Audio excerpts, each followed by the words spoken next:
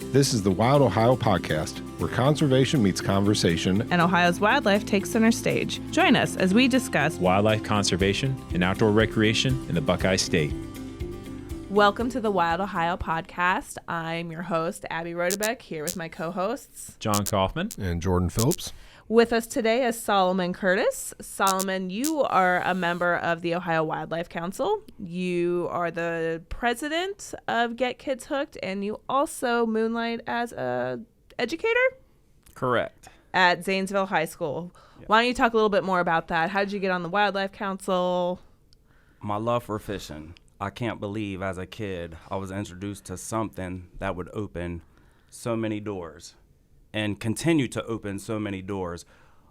All of this, I just want to become the best fisherman, big bass fisherman in the state of Ohio, and I became pretty good at it, and I didn't realize by submitting photos years ago to the Division of Wildlife that I would receive a phone call to talk about fishing, then receive follow-up phone calls to talk about fishing, and then getting invited to the Fish Ohio Days and the fish fry up the governor's mansion. And then when the state made the purchase of the recreation land, Appalachian Hills, I was invited to meet with Governor DeWine, and he had a few questions about the land and how it was utilized, and all because of fishing. I'm like, is this really happening? You were that go-to guy for them. So how about, let's start there. Where'd you start fishing? Tell us your history. I started catfishing with my Uncle Greg. Shout out to my Uncle Greg, because if it wasn't for him, a lot of you know my story, but some don't. I never had a father around. A lot of trauma, just severely in poverty, right? Everything that you could possibly think of a kid going through, a lot of those things I went through. So thank God for my Uncle Greg that introduced me to fishing. And Dillon Lake is where it all started. Bobber and a mini, crappie, bluegill, catfish, whatever I could catch. Was biting. Whatever was biting, right? And that's where it all started, Dillon Lake. And true story, every Sunday, he didn't have a ton of money either, so every Sunday he would say, I'm going to pick you up. We didn't have cell phones, didn't have pagers. We had landlines. He said, don't call me. I'm going to pick you up Sunday. It could be at 6 a.m. It could be at 10 a.m. Well, you had to be ready. So it's a true story. I would be sitting on my front porch. I loved it so much. I'd sit on my front porch, 5:55. I'm out there, and just passing time, and thinking about what you're gonna catch. And sure enough, here he comes. He pulls up, and my Uncle Greg, he always drank Mountain Dew, and he always got a Debbie cake, a little Debbie. So I decided I'm going to drink Mountain Dew and I'm going to eat Debbie cakes, and I didn't have any money, but every Sunday he made sure to get me a Debbie cake, oatmeal cream pie, and a Mountain Dew. Yeah. And we would go to Dillon Lake, throw our bobbers out there, and just wait on that bobber to go under. And I fell in love with it. I think a lot of people have some sort of story, maybe not as passionate as you are. You got a lot of passion in that story. It is. And knowing what I know now, that 70%, when we talk about, I've done some work with reentry programs, and we talk about the recidivism rate, people who are released, who go back to prison. 70% of people go back to prison, and a bigger number than that, 80% of the people, adult males in prison, never had a positive role model growing up. Yeah. So now that I'm older, that's how, honestly, Get Kids Hooked came about. Mm-hmm. I'm like, no, I was that kid who needed my Uncle Greg to introduce me to fishing, and I didn't have what all the other kids have. Sometimes I didn't know what I was eating. Mom sacrificed a ton to make sure that we had, and I knew at an early age my purpose was going to be to serve others, to help kids, especially at-risk kids. But I also had this passion, this fire of my love for fishing, which kept me straight and narrow. As I got older, all these negative opportunities started staring me right in my face. Yes, I could have made decisions and done things illegally to get money. I could have used drugs or alcohol as a coping skill, but it was fishing. All Solomon wanted to do was fish, fish, fish. So I've worked with kids my whole life, and 5 years ago, I told my wife, I'm taking my purpose and my passion, and I'm combining the two. I'm still helping people, but now I'm empowering youth and mentoring them in the outdoors, and that's how I came up with Get Kids Hooked. Yeah, could you guys you're in your 5th year this year. Yep. Is that an organization that does events and classes and stuff all year round? Like, what is the mission of Get Kids Hooked? So it all started by, again, me wanting to give back. And one day I just told my wife out of the blue, I said, I'm going to take some of my money. I'm going to rent Foxfire's gym, because that's where the first one was. And I'm going to have an event, and I'm going to invite kids just by social media. I'm going to teach them how to tie knots. We're going to talk about the safety of fishing. We're going to teach them how to cast, the difference between a push button, open face, and a bait caster. I'm going to have bait tables set up. So carp bait, crappie bait, catfish bait, bass bait, every species of fish you could think of, I'm going to have a bait on the table, and I'm going to have people to volunteer to work there, and I'm going to use my own money. And I said my goal is to get 50 kids to attend this event. So I had purchased 100 fishing poles and tackle boxes, and then my buddy was like, you're not doing this by yourself. He was like, let me give you a check. And I said, man, I greatly appreciate this, because he loves the outdoors. And then one of his buddies said, you're doing what? Like, how can I be involved? I want to help. Like, you're not. So a couple people, they gave me checks that year, but most of it came out of my pocket, and I didn't care, because I wanted to reach these kids and then mentor them. So I'm pacing back and forth. We got everything set up, and I'm nervous. I'm like, I just want 50 kids. And nowadays, you're competing with phones, everything, right? Technology, boards, yeah. So I'm like, I just need 50 kids. And my wife said, have you been outside? 20 minutes before we started, open the doors. Have you been outside? And I said, no. She said, walk outside. Man, I was just filled up with joy. I go outside, and the line wrapped clear around Foxfire School. So the first year I wanted 50 kids, I had 150 kids. Wow. And they were like, please tell me this is going to be something you do annually. And I'm like, well, I can't pay for this every year. I work at the school. But I said yes. And out of that came, that year I gave 5 fishing trips, raffled off 5 fishing trips. So they got a one-on-one fishing trip with me. Oh, hey. And those kids I continue to mentor in the outdoors, and I still talk to them. If ever they have a need, even outside of outdoors, if they're going through something, they know they can reach out to me. So year 2 was, okay, let's plan for 200 people. And it wasn't a nonprofit at the time. And again, I used some money out of my pocket, some buddies helped me, and then a couple local businesses said, hey, I want a part of this. And I said, yes, your name, I will make sure your name is mentioned on social media, and then we have your name around the building. Year 2, it was like 300 and something kids. And then I've always coached basketball too, so that's one of my passions is coaching basketball. So a kid that I coach, his dad is an attorney. He said, man, I've been watching what you're doing. He's like, you don't need to use your money anymore. And I said, what are you talking about? He said, I know you do most of this out of your pocket.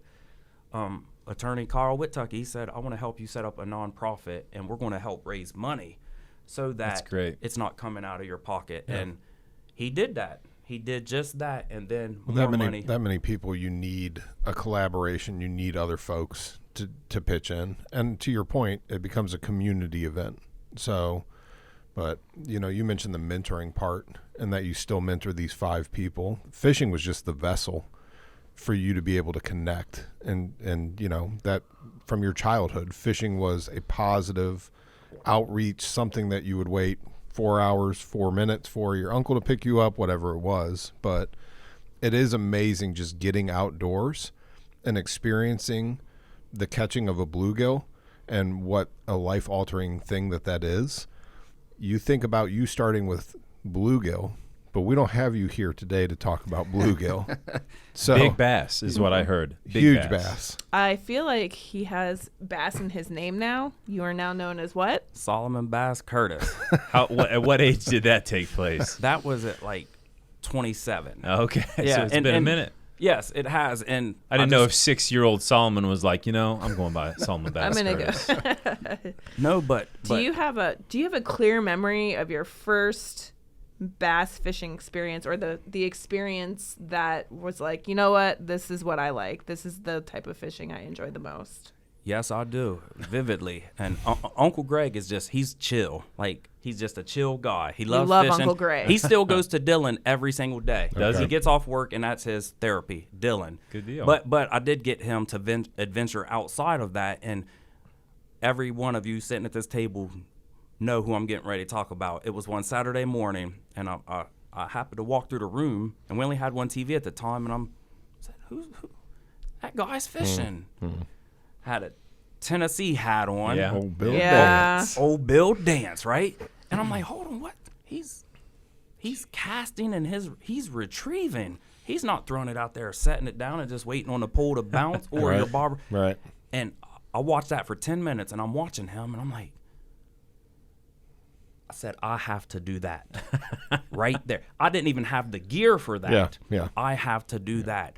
And one of the things, again, I grew up poor. One of the things that I did to get gear once I got older was I borrowed a neighbor's lawnmower, and I would cut her grass for free, Yeah. and then she let me use her Hit mower. the neighborhood. Yes. Yep.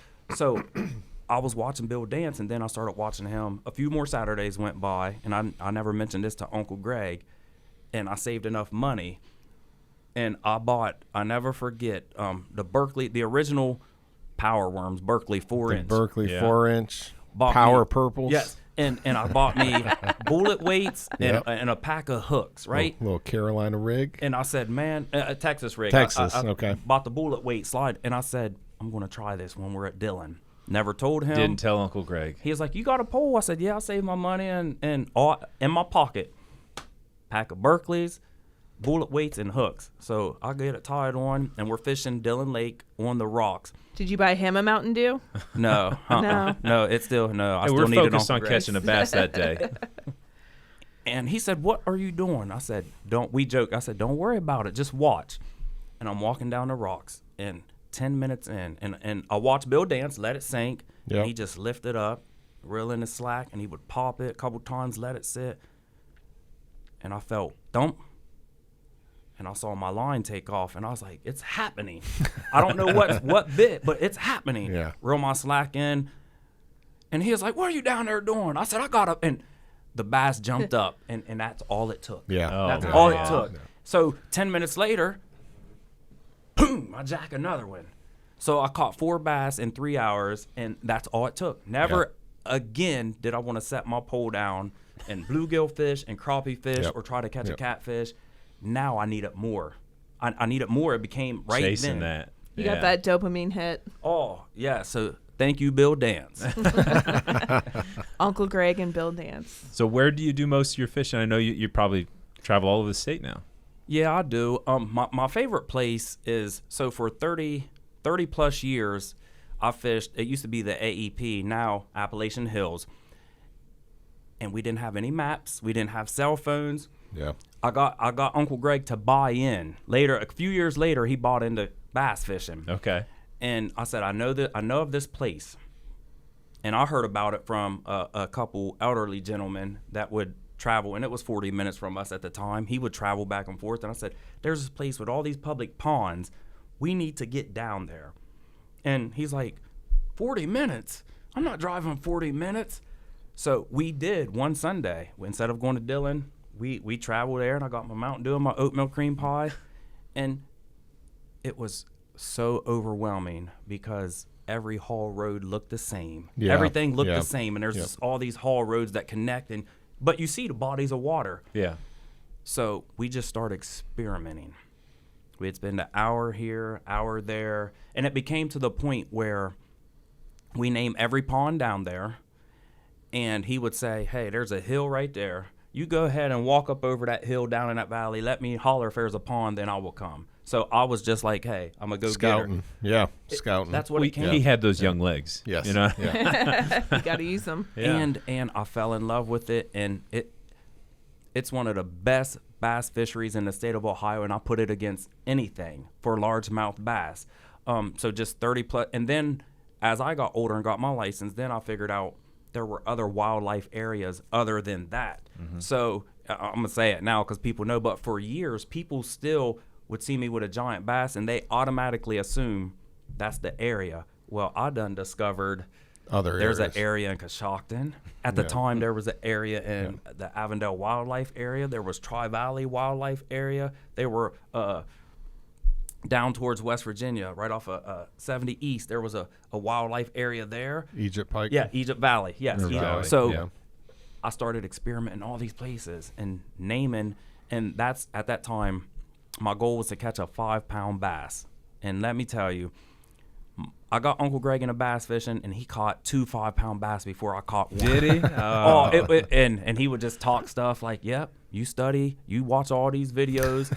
And at that time, I had saved money and got a subscription to Bassmaster you magazine. work with kids, so you know This better all than anyone. You predates want to you see too. the biggest fish ever pulled out of a pond. Take a kid that's never fished before and let them, with a bobber and a worm, throw a bobber and a worm into the pond, and they will catch a 7-pound bass. That happens every year. Yeah. Every single year it happens. It's without fail. So that's my favorite place, and I document my catches. So on public ground, 150 bass over 5 pounds from when I started down there. Really? Nice. So every single fish, I write down the conditions, I write down the temperature, I write what I caught it, what time of the year. I just became a fanatic. So when you're hitting these, I mean, obviously you now know you've got tried and true locations, but I can see the excitement, and I appreciate the excitement of new territory, new water, new habitat. For folks listening or watching, when you walk up to a location, let's say at Appalachian Hills, because there are a lot of bodies of water, I'm guessing that we don't want to sell people short. Not every single body of water is going to have a mega giant in it. Are you looking at habitat? Are you fishing it? What are you seeing that's turning you on to like, we're going to hit this again, or we're going to move on to the next spot? So when I approach a body of water, first of all, there's 300 lakes out there. I've been in at least 250. Okay. And again, that's years of just experimenting. Yeah. My rule of thumb is I try a lake out 3 times, and I'm gonna at least give 3 hours.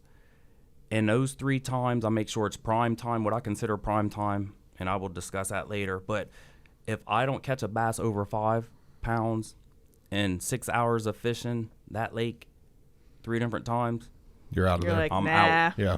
Well, there's so many bodies. kinda like that Like that's why style. that's why I'm curious. No, So there's so- so many bodies and- of and water, here's and what- you know the next one has a 5+ sitting in it. So I try to avoid the ones that you could pull right off to the road. However, I've caught numerous 5, 6, 7-pound bass right off of the ones you could pull right off 340, Rural Dell Road. You guys listen up out there. I was Rural Dell going to Road. say, Lord have mercy. You can pull right up to some of them, and I've caught giants in there. There's giants in most, however, there's not a ton of giants in most. I like to find, so if you get off the beaten path and say you hike back, I got a pond I call Texas, right? It's my number one. It just reminds me of Texas. Standing timber, laydowns, flats, a cove. It has everything. Yeah.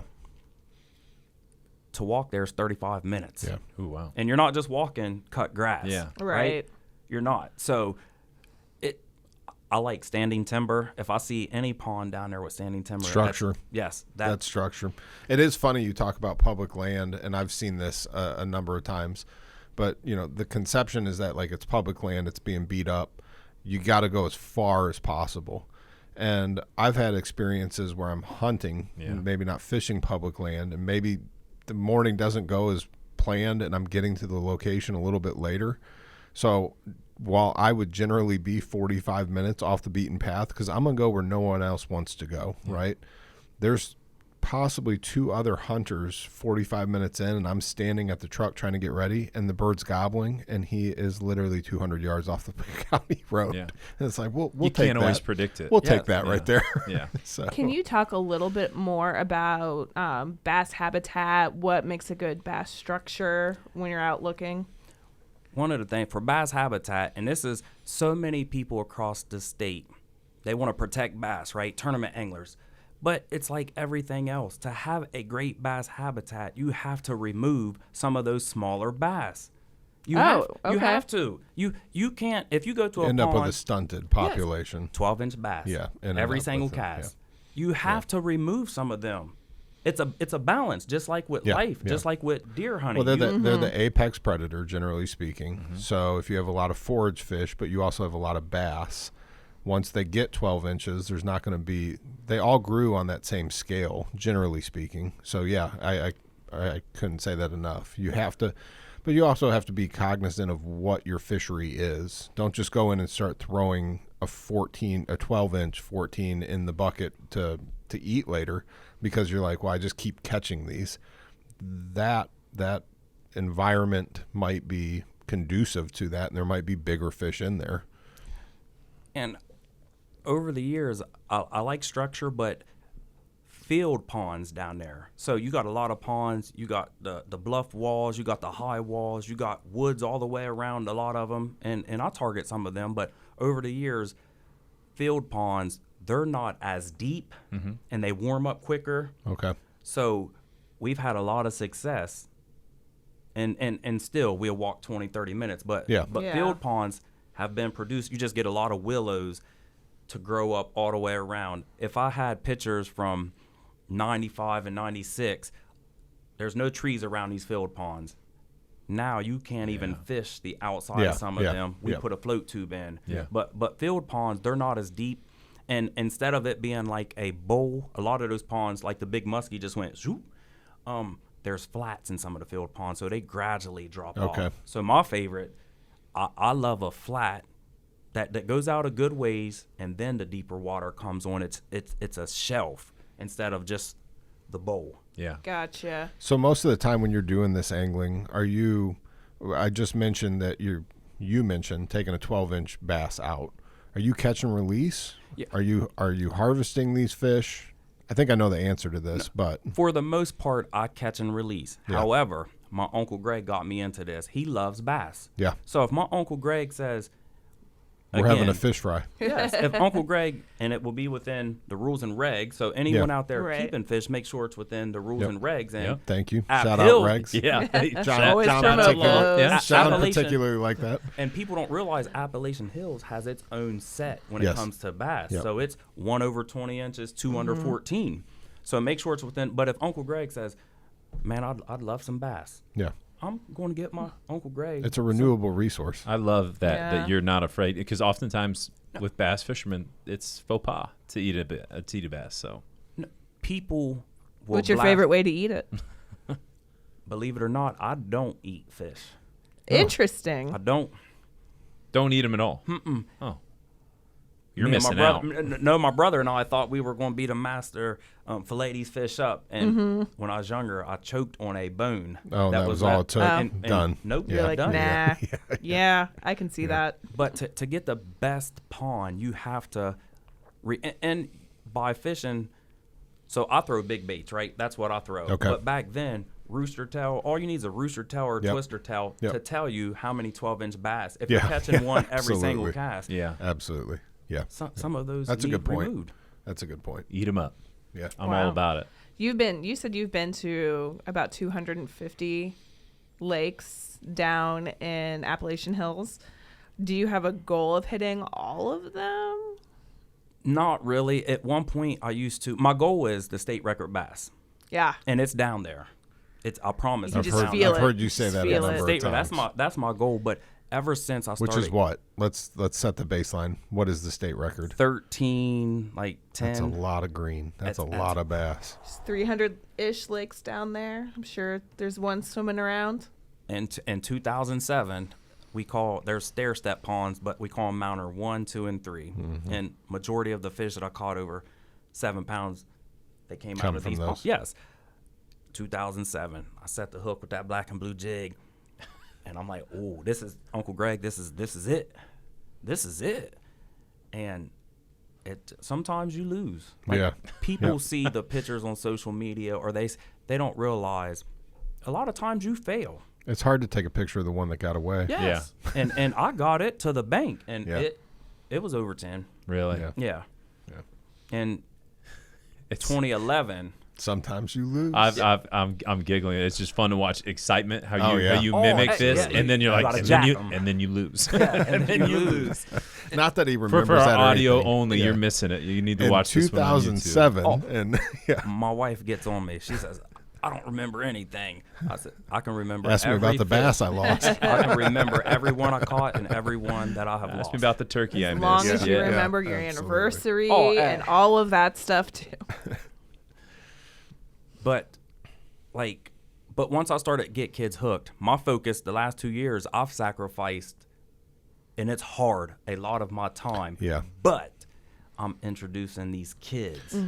And the speaker this year, the speaker was someone that I ran into 3 years ago, and there was an article in the Times Recorder, and they used his quotes. He was struggling. He had lost a good friend at 15 years old. He started drinking, and he shared this, and it's like I said, it's out there. He was doing drugs. He was fighting every day. I met him, gave him a fishing pole, and we just started talking more and more and more and more. And man, to see what fishing and the outdoors has done for Again, him, that- he was my speaker this year, That's and he awesome. had people in tears. Yeah. And he said it took this man right here to hand me a fishing pole and to take me fishing. And he's graduating high school To have that comment. tomorrow. He's graduating high school. Good for him and you. Aw. So he was the speaker this year, and he lit the whole room up. Nice. Oh, I'm sure. So that right there is a win for me. Yeah, I love catching giant bass, but to see kids, and I try to take 50 kids now on top of the event for Get Kids Hooked. I try to get 50 kids out with the trip with me. So my weekends are Booked. Yeah. full-time job but plus this. you and I have had conversation, and I found it really interesting because I'm not much of a bass angler. I like catching bass, but it's usually a farm pond when something I can't shoot. Yeah. Basically, is what it comes down to, and I have time. You talk about how busy you are right now, but we had a conversation, and I was asking you about the progression of seasons and fishing techniques within that. And I think you can share a lot of insight in that. When I think bass fishing, I think spawning, I think them on their beds, and spring. And after a conversation with you, when do you think you will catch your 13 and 14 ounce bass, which will break the record?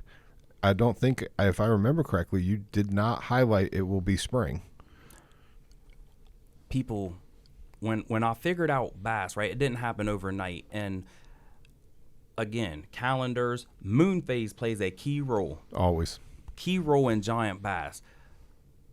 Last 2 weeks of February, first 2 weeks of March. I was blown away by that. Last 2 weeks of February, first 2 weeks of March. If you are throwing a 1/4 ounce or 3/8 black and blue jig, I use the Strike King, I use the Blue Rock Custom Tackle. If you throw that consistently in a Zoom Super Chunk Junior on the back, He's speaking a foreign I was language. going to say, I was like, Okay. I don't know. If you start when the ice comes off, Yeah. this year we had a ton of ice, but Yeah. when the ice comes off, and it's usually the last 2 weeks of February, first 2 weeks of March, if you throw that, I promise you, I'm not going to say you're going to get it in, but I promise you're going to have a chance at a 5-pound bass at the Appalachian Hills. Really? And people have tested it. They send me messages. You were right. So not even to the lure, because you're obviously blowing a lot of folks out of the water, pun intended. But you're fishing all year round. I mean, I know we can ice fish. Yeah. That's a given. When again, let me go back to the spring. Let's just talk spring, summer, fall, because that's when most folks are going to be angling. Spring, you're probably shallower water and targeting those fish a different way than you would. So as summer sets in, that water heats up, those fish are going where? Deeper. Okay. And your fishing technique for them going deeper changes with presentation, retrieval rate? All of it, all of the Okay. above. It's a Okay. whole So- different type of fishing. So spring is jigs. So think about this. When that water temperature gradually starts rising, the fish are deep for winter and they slowly start moving. There's start a coming up. transition phase. Yep. So the transition phase happens in March and April, and this year has been crazy because it gets warm then cold. Yeah, Fish yeah. have came up, went back out, came up, went back out. So soft plastics, if you're fishing Appalachian Hills, soft plastics are the number one bait. And actually the number one bait down there, I don't even use it's a Senko. Some call it a Yum Dinger. Senko, Bass Pro has their brand, but any soft plastic Texas rigged, and the key is fishing it slow. However, I will have a jig on early spring into spring. Once May 5th gets here, I switch over to a weightless lizard or a Magnum Fluke Okay. by Zoom. Yep. Yep. And both of those are fish weightless because, again, now we're talking fish are definitely up cruising, and some may be on the beds. So weightless gives it the best natural presentation that you can get. Yep. So, and I'm not moving it a ton. People throw spinner baits, people throw rattle traps, people throw chatter baits. They all catch fish. But again, this is just me and my 35 years of fishing Well, you've down perfected a technique. So there. Slow that's moving yeah, baits. Yeah. When I think bass fishing, I think what's called a brokeback rapala or rapala, a chartreuse brokeback, and it's a topwater bite, which traditionally speaking, topwater bites you're not going to catch as large a bass, but you can put that theory to the test if there's not been a lot of pressure. But there's something about a topwater bite. You ever fish topwater? Believe it or not, it's exciting. It when, is. when you talk about poosh. Yeah, and it is very and exciting. Right at the bottom of your feet sometimes, Yes. or right at the. Yes. But with the frogs, I love a frog. But Yeah. the hookup ratio, they're going to hit it. The hookup ratio is 50%. Yeah. Like, and I'm fishing for those giant bass, Yeah. and that hook has to penetrate. Yeah. Their lip is. You're lot on a thicker. mission. That's the difference. I'm trying to catch fish. They, You're they on a catch mission. giant bass on So He has topwater. goals. yeah. Nighttime. Yeah. I mean, I've caught some very, very nice bass out of farm ponds on topwater, and that explosion is something else. I mean, it gets you excited for sure. No, the popper at night, I was night bass yeah. fishing, and poosh, and Bloom. it scared the heck out of Yep. me. But I caught a 6.5 pound bass, Yeah. and that's my biggest on topwater. I love feeling the bite, watching my line jump or feeling that thump, and then watching my line slowly take off, and I'm cranking down on them. Yeah. And something about that bite Yeah. and jacking them. But when you mentioned summer, so I got them figured out. It took a while to get the giant bass in the summer figured out. And it would be 95 degrees. My friends are like, "You're crazy." I said, "Nope, I got to get these figured out." Oh, you're crazy. It's too hot. It's too hot. Hey, fish have to eat, right? I guess they do. So That is one of the true. things I figured out is they love giant baits in the summer. Yeah. And they love them 20 to 30. Some of those ponds are 40 feet plus, but 20 to 30 feet, I figured out if I take a 12-inch worm, and again, when I go fishing, I'm after one bite, maybe two, but one bite. That's it. You can catch 50. You Yeah. can catch 50. I don't care about that. I want one bite. So I found that a 12-inch Magnum worm, Zoom makes one, and Berkeley does, on the bottom. Only the big boys are going to bite And that. I'm dragging that slow. Yeah. And Yep. over the last 3 years, I've had tons of success. Actually, last 2 years, August, they were my best months, and it's that big monster worm on the bottom Really? in deep water. And you jack them. Big old fish. Do you travel for bass fishing? I was traveling, but it's hard when you coach anything. If there's any coaches around the table, it's hard to get away. Yes, Kentucky Lake was awesome. Reelfoot Lake was awesome. Down in Florida was awesome. So my new goal next year is I want to get to Lake St. Clair. I want to get to Lake Fork in Texas. It's just historically known for 10+ pound bass. Like Wow. Now, St. Clair, you're still going largemouth, No, or are you going to no. cross You over wanna into catch smallmouth? smallies. Yeah. Hey, Yeah, so yeah. as I was learning to bass fish, I couldn't always make it to Dillon Lake. I had a river 8 minutes from my house. My brother and I used to sneak down to the river, and if you can learn to catch bass in a river, you can catch them anywhere. Yeah, yeah. So, smallmouth. Yeah, that's what I catch a little bit, but you've probably forgotten more about bass fishing than I'll ever know. So Oh, for sure. that's blowing me away. Again, it's something that it just watching Bill dance and seeing that, and now I became a fanatic. Like, if you go to my house, you'll see 2000, 2001, 2000, all the way up till currently, these bass planners that my wife gets me, and it got the time, it got the bait, it got the temperature, it has all of that. Do you reference that often? Yes. Yeah. And if you go back, for the big bass chasers out there, this is it right here. I'm gonna give you all the business right now. First of all, the wind is your friend. I like 15 miles per hour or greater. Okay. And I want the wind hitting me right in the face. Okay. And for why? It pushes the bait fish, Yeah, right? yeah, Those big ones right. creep up right behind the bait fish. And if you're there long enough, you're going to get one to bite. But the moon phase, if I go back and look at all of my books, 2 days before a new moon, 2 days after a new moon, that 5-day period, if you catch that, not full moon, Right. New moon. new moon, Yeah. if you catch that with where the barometer is dropping, you have a low pressure system coming through, Yeah. and you partner that with high winds, I'll promise anyone out there, you go to your favorite lake, put on your favorite lure, You'll find something. and watch what happens. Yeah. Yep. So if you've got all of this data that you've collected over decades now, you've been catching big fish all that time. How many Fish Ohio pins you got? I don't think I have any. What? I'm gonna be honest. Don't honest tell with Logan. Well, you have some. You just haven't registered to get Yeah. some. Yeah. I don't think I've registered. Shame. it. Shame. Yeah, You gotta honestly, get, you're right. You're absolutely right. Shame on. Councilman, Solomon Curtis, we might need to work on We that. gotta a get little you bit. some. Yes, you're right. Yeah. Shame on me. Yeah, I guess I don't even know. Does anyone know what the Fish Ohio I think length it's for 20 inches for 20 or 21 inches for a largemouth? for a I'm not largemouth. sure. I have Sounds never about even right. seen such a fish in my hands ever. Oh, really? Yeah. Yeah. I've taken a few off some people that shouldn't have had them, but Wow. that's about it. Is your family as into bass fishing as you? Oh, Not Lord, at I can all. answer that right now. No one's into bass fishing as much as he is. Very true. But do very they go true. bass fishing Do they with have an you? appreciation for it?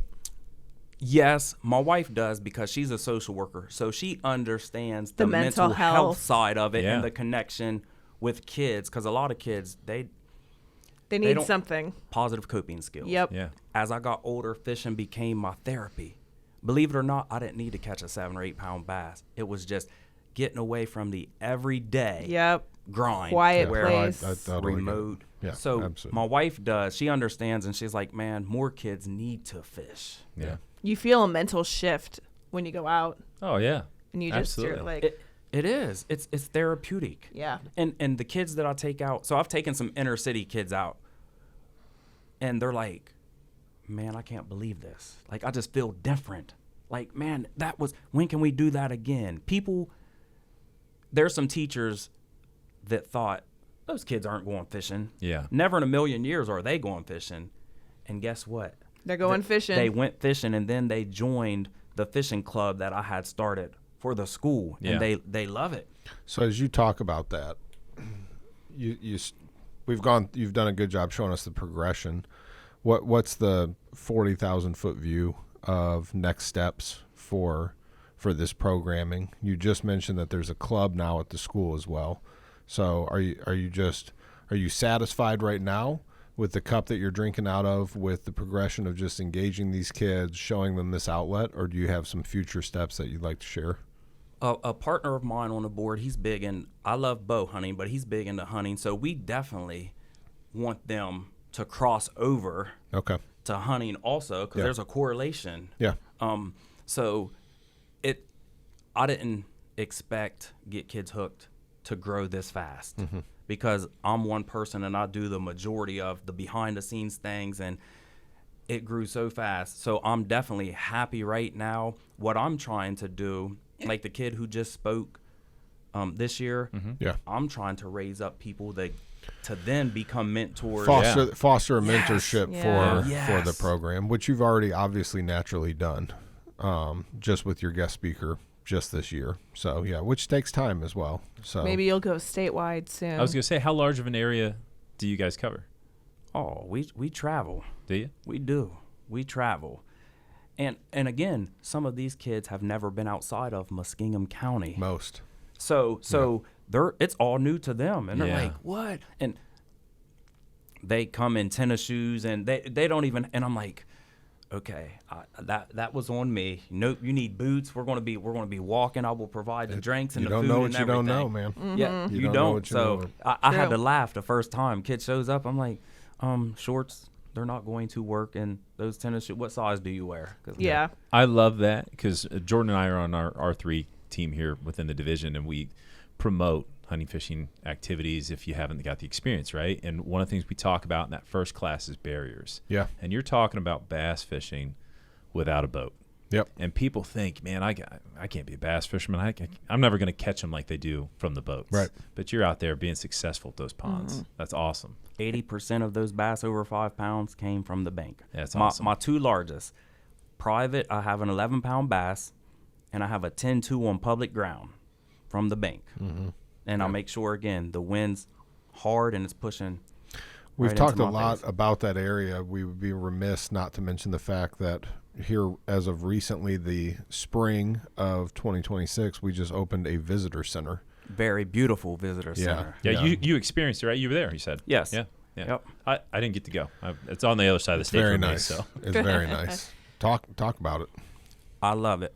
Before I even get started with the visitor center, and I apologize, I should have done this in the beginning. Shout out to Governor DeWine, Director Mertz, Chief Wecker, for their behind-the-scenes work to even make it possible for us to be experiencing what we experienced down there and utilizing that land, whether you're hunting, trapping, hiking, birding.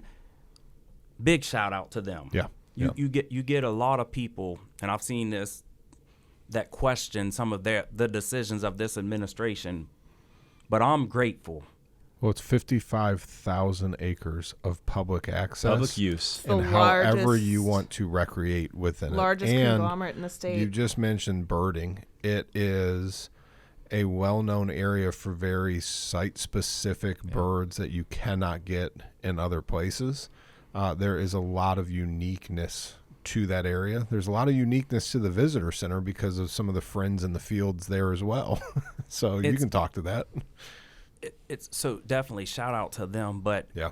I'm grateful because I know that there were companies, private companies, It was sought after. that yes. Yeah. So they stepped up and they did the right thing. And the area is former mining. Yes. Yeah, all so reclaimed it's all ground. reclaimed ground. So it's a very important economic area for the state of Ohio now too. And a lot of people that fish and hunt, they fish and hunt on that public recreation ground. Yeah, Mm-hmm. 100%. Like if you go down there early November, We're not building any more of it. exactly. So we got to take advantage when we can to utilize what we got and the opportunities that we have. And they did a phenomenal job of making sure that happened. So, and we Man. just opened that visitor center. There's 11 bison. Yep. 11 bison. bison. Yep.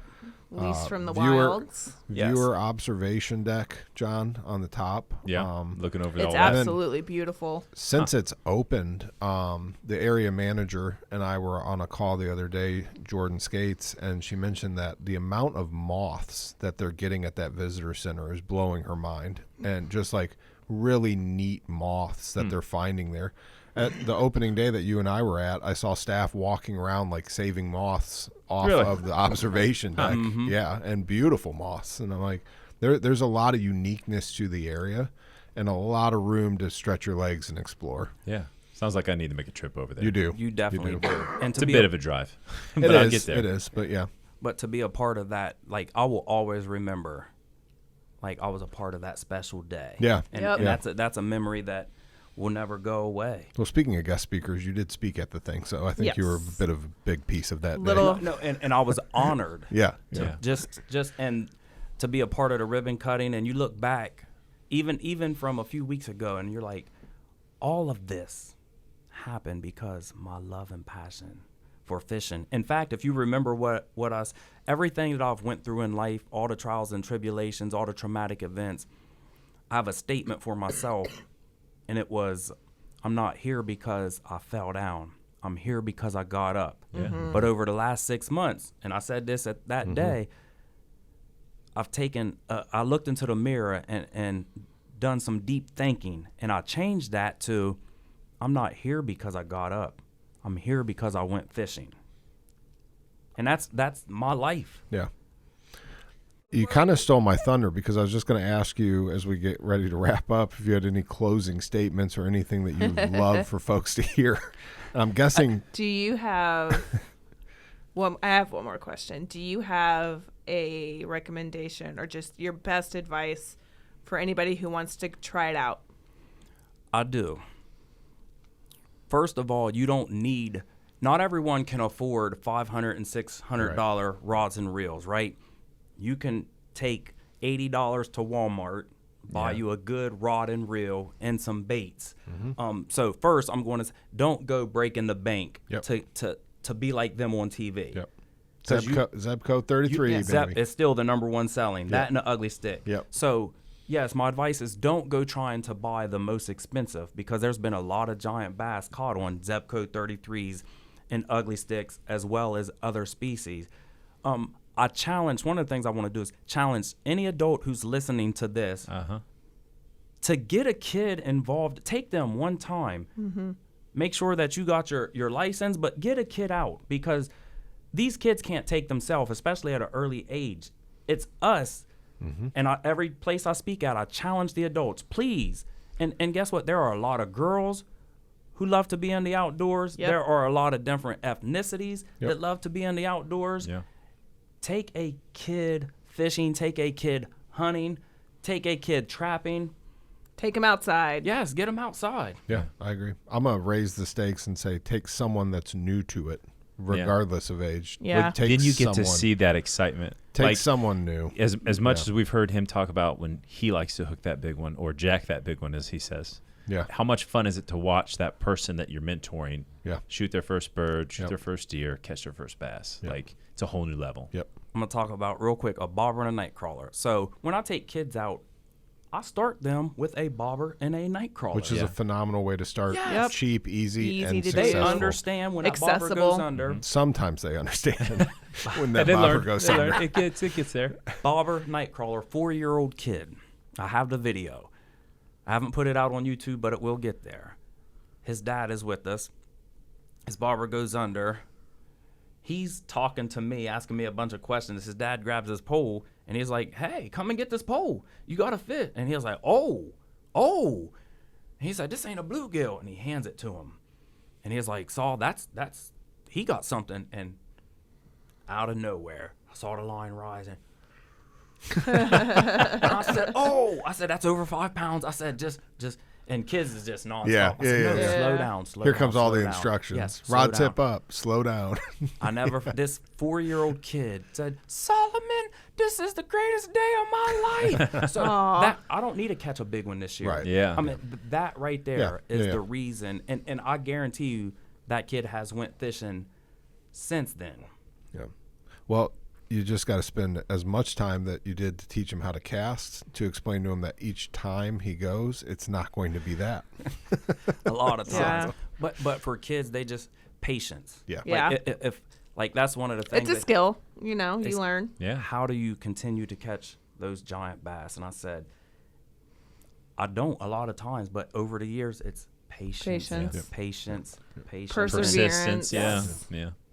Thank you so much for coming. It was amazing to have one of our Wildlife Council members as our guest. I think you're our first one. Yeah. Thank you for having me. It was Absolutely. a blast. Yes. Great conversation. I know I get excited and my hands get to going. Oh, but hey. no, Hey, man. It's good. It's good. I do it too. Yeah. Talk with my hands. Thank you for joining us today. We hope you enjoyed hearing from Solomon Curtis about bass fishing in the Buckeye State. Don't forget to subscribe to the Wild Ohio podcast wherever you listen to podcasts. You can get in touch with us by emailing wildohiopodcast@dnr.ohio.gov. Tell your friends, tell your family, and we hope to see you outside bass fishing. Tight lines, folks. Yeah. Let's go. Good luck.